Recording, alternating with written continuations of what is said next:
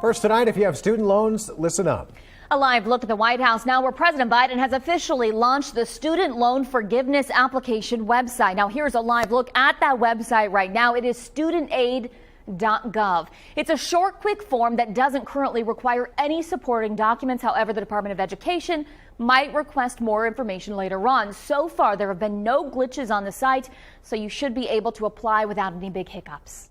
As millions of people fill out the application, we're going to make sure the system continues to work as smoothly as possible so that we can deliver student loan relief for millions of Americans as quickly and as efficiently as possible.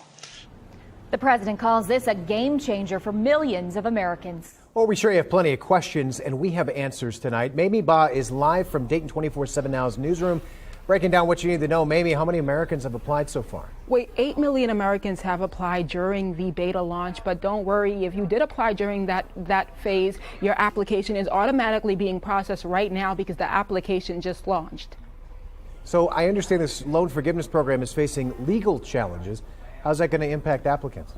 Well, legal experts I spoke with say they saw this coming, and right now they tell me that there's a case that does have some standing, and they say that if you have applied, you should not worry. Take a listen.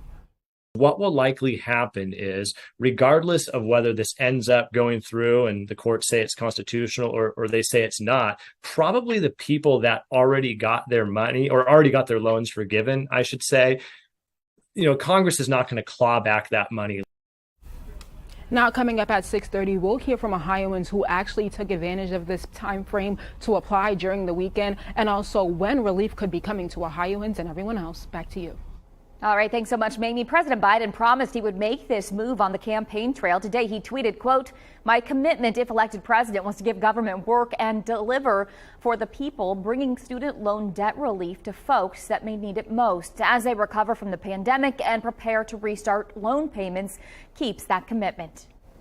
All right, well, let's talk weather now. Natalie's back, so it definitely felt like fall. Fall is here.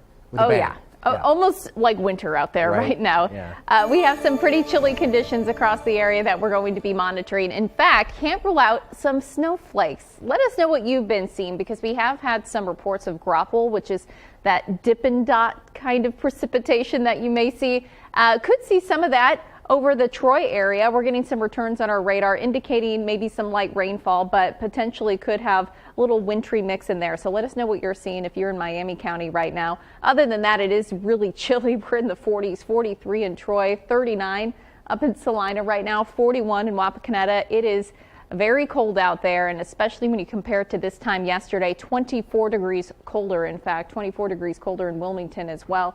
And we'll stay on the cold side overnight. Protect your plants. It's going to be cold and breezy, and also a few rain and snow showers overnight as well. Coming up, I'll have the rest of the week's forecast. I'll let you know when the 70s return. Natalie, thanks. Big news in the medical realm. The world could have a cancer vaccine by the end of the decade.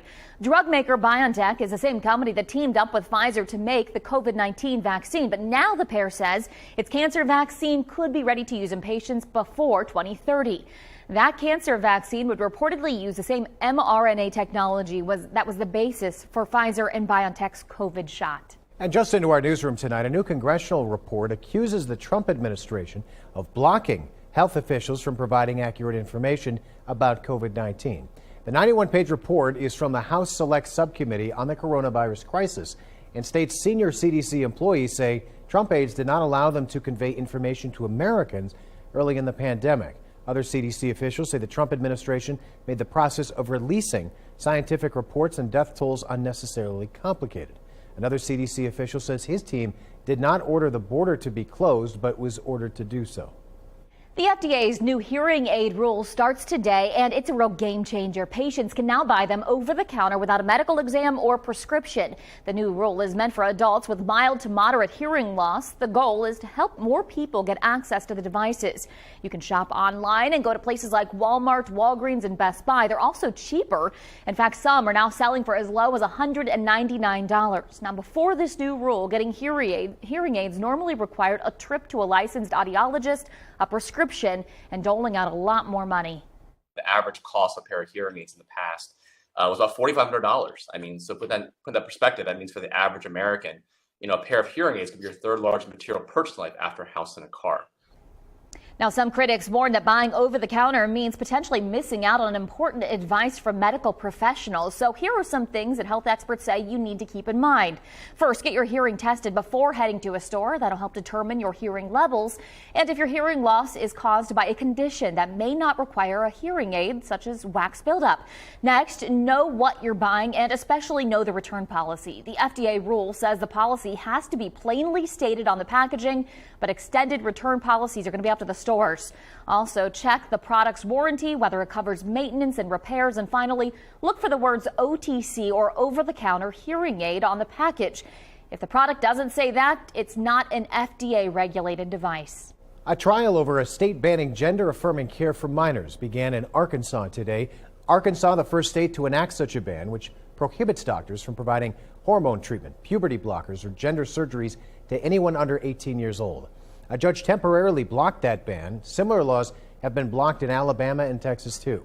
Republican state lawmakers argue the ban protects children from life-altering permanent decisions. Families of transgender youth and doctors say that ban is discriminatory and infringes on parents, patients, and doctors' rights. New documents reveal the Trump organization charged the Secret Service excessive rates to stay at Trump hotels while protecting the former president and his family. The documents were released by the House Oversight Committee today. They show the former president's company charged agents more than the government rate at least 40 times. And in one case, agents had to pay as much as $1,185 per night. That's more than 5 times the government rate. The review suggests it cost U.S. taxpayers at least $1.4 million over the course of the 4 years.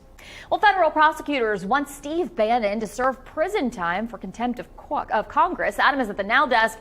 How much prison time are we talking about here? They want 6 months, Megan, behind bars. A jury found the former Trump advisor guilty of contempt of Congress in July. He refused to provide documents and testify before the House Select Committee investigating the riot. The government also seeking $200,000 in fines. Now, Bannon's attorneys are asking for probation. They also want the sentencing postponed until after the appeal is finished. Check this out. A local school official being honored in a big way tonight. Superintendent Dr. Elizabeth Lawley has just been named the 2023 Ohio Superintendent of the Year by the Buckeye Association of School Administrators. She served as a superintendent for the area's largest district since March 2018 and previously served as a teacher, assistant principal, and full-time professor. She's also a published author. Superintendents must be nominated for the award and are then judged on several criteria. The association says under Lawley's leadership, the district's overall report card rating improved for the first time ever. DPS also recovered the report card rating for the second time to pre-COVID levels. Dr. Lawley played a vital role in the opening of the district's first school-based health care, and she increased the number of neighborhood school centers and career technical pathways, among other improvements. The prestigious award will be presented to Dr. Lawley at the association's fall conference in October next year. Well, we're just over 3 weeks away from the midterms now, and all eyes are keeping a close watch on the neck-and-neck race for Rob Portman's seat. Republican J.D. Vance and Democrat Tim Ryan are in a virtual tie tonight, but there's still a lot of undecided voters out there. Tom Bosco takes a look at what it'll take to win some of them over. Most polls are saying that about 10% of voters say they are undecided in the race for Senate. So I decided to look for some of those undecided voters. I came to Westerville on the northern suburbs of Columbus, pretty purple area here. I ran into 2 undecided voters, both getting a trim at a local barbershop.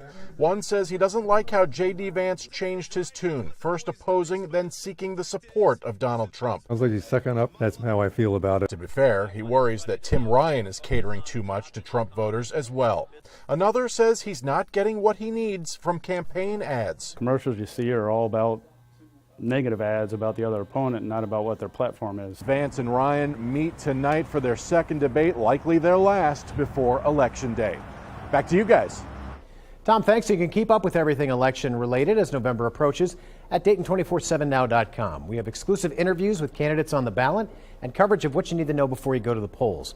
Just click on the Beyond the Podium heading in the News tab. It is week 3 in the murder trial of Gurpreet Singh. After the break, the shocking new testimony from his cousin about how and why his children weren't home the night of the killing. And the family of George Floyd considering suing Kanye West tonight. What Kanye said about Floyd that's causing outrage. Plus, I'm tracking winter-like weather across the Miami Valley. I'll let you know when we warm back up coming up. You're watching Dayton 24/7 now.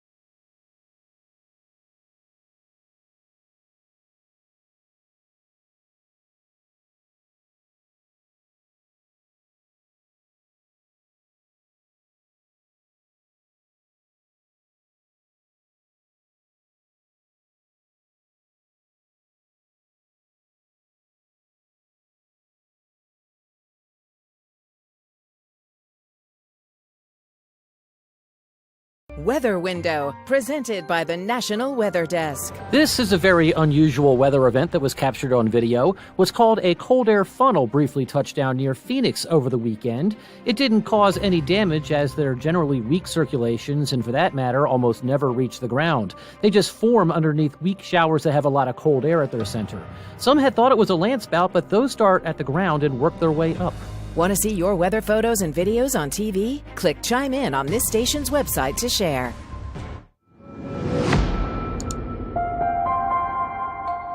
Week 3 of the Gurpreet Singh quadruple murder trial now underway in Butler County, and the defendant's cousin giving shocking new testimony. The woman claims it was Singh's idea to get his kids out of the apartment the night of the murders. David Winter brings us an update. Harmanshat Khan chose not to be on camera, but her testimony reverberated through the courtroom when she said that it was Gurpreet Singh's idea to take his kids out to dinner the night of the murders. Singh watched as his cousin went on to say that she arrived back at the apartment at about 9 p.m., but did not go inside with the kids after speaking with Singh on the phone. So he told you to take the kids back to your apartment? Yes. And that he would pick them up from your apartment? Yes.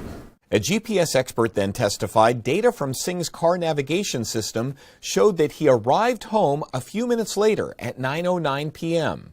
Witnesses have testified that they heard gunshots at the apartment between 9:15 and 9:30 p.m. At the Butler County Courthouse, this is David Winter. Now back to you. The prosecution is expected to rest its case by midweek. The defense only expects 2 days of testimony, which means the jury should begin deliberating by the end of the week. Well, it is definitely chilly outside today, and the season, it's just getting started. Unfortunately, your home heating bill is probably going to be a lot higher this winter. The U.S. Energy Information Administration says families with propane can expect about a 5% bump and about 10% for electric heat. But for homes with natural gas or heating oil, that's expected to be about 28% higher. The upcoming season will probably be slightly colder in comparison too, so be ready to bundle up. Well, certainly feeling cold today, needing the heat on, that's for sure. Taking a look at freeze warnings in effect. So that does include Montgomery County here, mainly all counties south of I-70, but we also have Darke County included in this too. This is from 10 p.m. this evening until 10 a.m. tomorrow. Sub-freezing temperatures are expected, so do protect your plants through the overnight hours. Now, you may notice our northeastern counties not under that freeze warning. That's because they are expecting a little bit more cloud cover, actually, that will keep temperatures up just slightly, but it still is going to be very cold through the overnight hours. We're talking about some pretty frigid conditions. Here's a look at satellite and radar. A couple of rain showers. Can't rule out maybe some Grapple, that Dippin' Dot precipitation across the area, and then through the evening, potentially even some snowflakes flying through the sky as we get this frontal system to make its way through. A big upper level low pressure system. This is what's keeping the cold with us, and it is going to feel chilly through the overnight hours. Again, can't rule out a couple of rain and snow showers through the overnight hours, falling into the 30s overnight. Looking into the day tomorrow, cloudy sky, again, a couple of rain, snow showers, especially for our northern counties. And then we'll continue to see this precipitation wrap around that area of low pressure. But by Wednesday, we do start to see some sunshine back up into the 50s by Wednesday afternoon. Now, we're not anticipating measurable snow out of this, but I wanted to kind of put this into perspective for you. So the earliest measurable snowfall is actually October 18th. 1989. It was just 0.2 of an inch, but tomorrow is October 18th, so it's not necessarily unheard of, but certainly on the colder side for this time of the year. Natalie, thanks. The European Union issuing more sanctions in Iran over the death of Mahsa Amini and the violent crackdown on protesters that ensued. It's now been more than a month since the 22-year-old was arrested and died in police custody. It's alleged that she was beaten to death for not wearing her hijab correctly.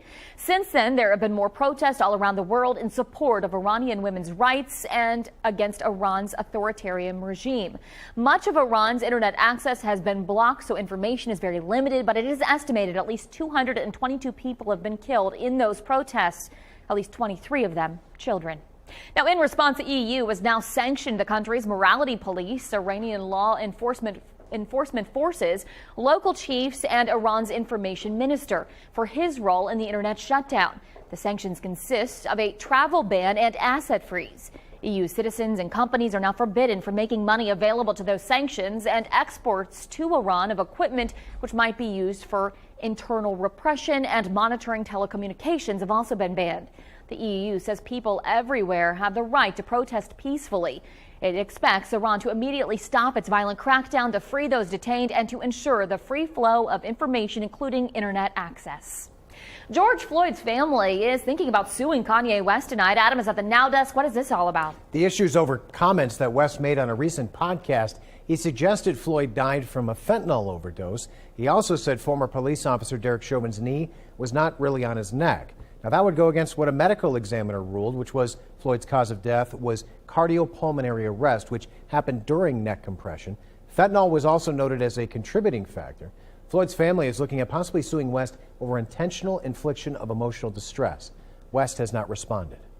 A new program is kicking off in Cincinnati to help keep families from being evicted from their homes. Christian Hauser shows us how it works and why advocates say it's better for the families and the community.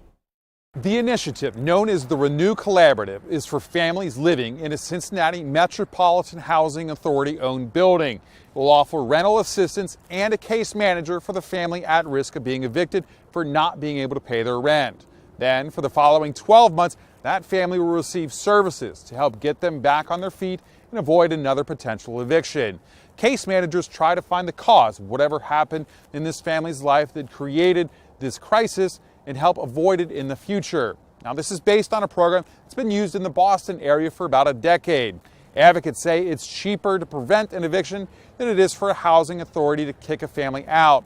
Now, it costs on average about $4,000 in Cincinnati to get somebody back into stable housing, compared to only about $1,600 to keep them from becoming homeless in the first place. Now, the original program in Boston is showing great success. 95% of the people identified by the program were able to stay in their housing. And 4 years after their eviction crisis, nearly 90% of the families in the program maintain their housing. In Cincinnati, I'm Christian Hauser. Back to you. A story now from our partners at the Dayton Business Journal. A new Waffle House slated to open in Dayton. Construction is going to begin early next month at the corner of Wilmington and Patterson. It'll be 1,600 square feet, have a drive-through, and of course be open 24/7. The new dining option expects to be ready for business at the end of March. The restaurant estimated to hire 35 to 40 full and part-time employees, so many new jobs coming to the area as well. And we have more information on our website, Dayton247now.com. You can find that story and others like it. Just look under the Dayton Business Journal heading in the News tab. All right, a live look from our Kettering House Skycam now. Natalie, it looks cold. I imagine it is actually cold out on the Watson's Weather patio. You would be correct. It is certainly chilly out here. We have frigid conditions, at least for this time of the year, and we're expecting to feel the chill overnight and into the day tomorrow. But I do have some good news. If you don't like the cold, we do have a warm up on the way. Taking a look at temperatures as we head into these next several days, we do start to warm up. So average temperature 65 degrees. We're going to be in the mid 40s tomorrow, so 20 degrees below normal. We then climb into the mid 50s on Thursday, and then notice by the weekend, climbing above normal. We get back into the 70s by this weekend, and then overall our temperature trend is looking to be on the warmer side as we head into the longer term. October 23rd to 27th, Climate Prediction Center indicating above normal temperatures for our region. So it's looking a whole lot better if you don't like this cold air, but it certainly is a little taste of winter out there. So coming up, I'll have a look at that 7-day forecast and let you know when that warm up starts. Natalie, thanks. Today is more than just a Monday. It is National Bosses Day. Still ahead, a couple ways that you can show your appreciation at work, plus how you can share them with us. You're watching Dayton 24/7 now.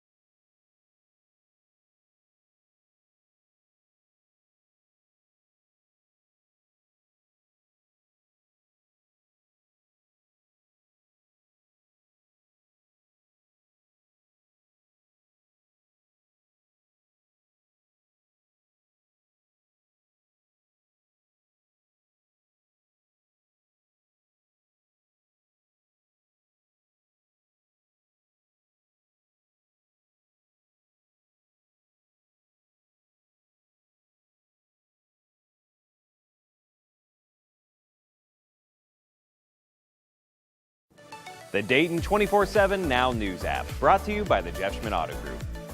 Well, it is National Boss Day, and Elise Coulter explains a couple of ways that you can show your appreciation. Well, make sure you give a nice hello to your boss today. It is National Bosses Day, and here's some ways that you can actually help celebrate your boss. Give your boss the day off with a game of golf, host a potluck with your boss's favorite foods, have everyone in the office sign a card of appreciation, invite customers or clients to share memories of your boss, or create a timeline of your boss's accomplishments. So whether it's in office or on social, make sure you give your boss a nice little shout out. And of course, we want to say thank you to our bosses here at Dayton 24/7 Now. Elise, thanks. And you can tell your favorite story about your boss. Give them a shout out if you'd like, using the hashtag BossDay on social media. You can also tag us if you'd like at Dayton 24/7 Now on all platforms, and you can read your stories and share them too. Well, not only is it chilly out there, it is also a little breezy. Taking a look at our current wind speeds, close to 30 miles per hour in Troy, 25 mile per hour winds in Dayton. We've had some stronger wind gusts. That's making it feel even colder out there. Wind chills, I mean, feeling like 31 in Salina, 29 is what it feels like in Greenville right now. So you need a heavier coat if you're heading outside. Looking into the day tomorrow, still going to be very chilly. These are future wind gusts. As we especially head into tomorrow evening, tomorrow night, we do start to see winds pick up to about 35, 45 mile per hour wind gusts. So plan on it staying pretty chilly with those stronger winds, but they do start to calm on Wednesday as our area of low pressure heads off to the northeast, and then temperatures start to climb. So notice as we head into next week, we do start to see those temperatures warm. Okay. 70s, yeah, not right. too bad. In fact, this weekend is looking beautiful. Lower 70s, sunshine. Doesn't get much better than that. So we do have that cold air with us tonight, tomorrow. Even Wednesday is going to feel pretty chilly, but this weekend's just shaping up beautifully. It's good to get the pain out of the way on a Monday and a Tuesday and a Wednesday. Right, yeah. So then the back end is much better. Yeah. Just a little taste of winter. Yeah. Right, Natalie, thanks for being with us tonight. Remember, you can always connect with us on social media. We are headed over to Fox 45 next. We hope you join us there.